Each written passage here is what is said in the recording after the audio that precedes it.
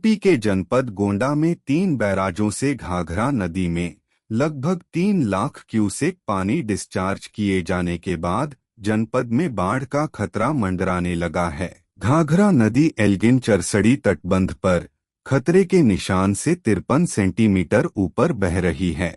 ये जलस्तर अभी और बढ़ सकता है। इसकी वजह से नदी के किनारे बसे कर्नलगंज और तरबगंज तहसील क्षेत्र में गांवों में बाढ़ का खतरे को देखते हुए जिलाधिकारी नेहा शर्मा ने प्रशासन को अलर्ट किया है।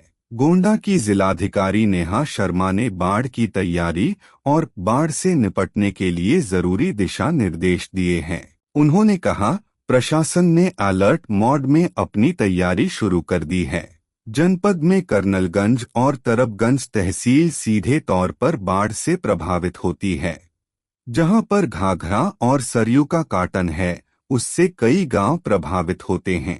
उन्होंने बताया कि बाढ़ की संभावना के दृष्टिगत सभी का सतर्क रहना आवश्यक है। प्रशासन भी इस दिशा में उचित रूप में कार्यरत है। जनपद गोंडा में बाढ़ को लेकर के जो तैयारियां हैं उसमें प्रशासन ने एक अलर्ट मोड में अपना कार्य जो है वो प्रारंभ किया हुआ है। इसमें हमारे जनपद में जो तहसीलें जो प्रभावित डायरेक्टली बाढ़ से हैं उसमें कर्नलगंज और तरबगंज है, जहां पर घाघरा और सरयू का जो कटान है उससे कई गांव प्रभावित होते हैं। हमारे जो जनपद की भौगोलिक स्थिति इस प्रकार से है कि जो नदन पार्ट है उसमें बिसूही नदी से भी कुछ गांव जो हैं वो राप्ती की ट्रिब्यूटरी है और उससे भी कुछ गांव जो हैं वो उससे प्रभावित हो रहे हैं। तो इस प्रकार से सदर तहसील के भी कुछ गांव जो हैं वो प्रभावित होने की आशंका है।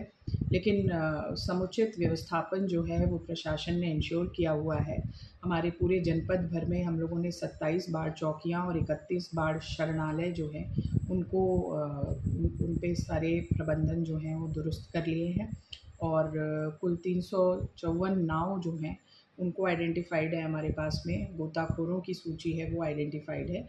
हम जो डिग्निटी किट और राशन वितरण होना है, साथ ही साथ में जो दवाओं का वितरण होना है उसके प्रबंधन भी जो है वो आपदा सेक्शन जो है उसके द्वारा यहाँ पर सुनिश्चित कर लिए गए हैं। और हम लोग एक मॉक ड्रिल भी इसको इन गाँव में सुनिश्चित कर रहे हैं ताकि जितने भी लोग इसमें बाढ़ की चपेट में आने की संभावना बनती है वे सब पहले से ही उस मॉक ड्रिल के माध्यम से एक एक्टिवेटेड मोड में रहें और पूरे प्रबंधन को हम लोग क्लोजली मॉनिटर कर रहे हैं।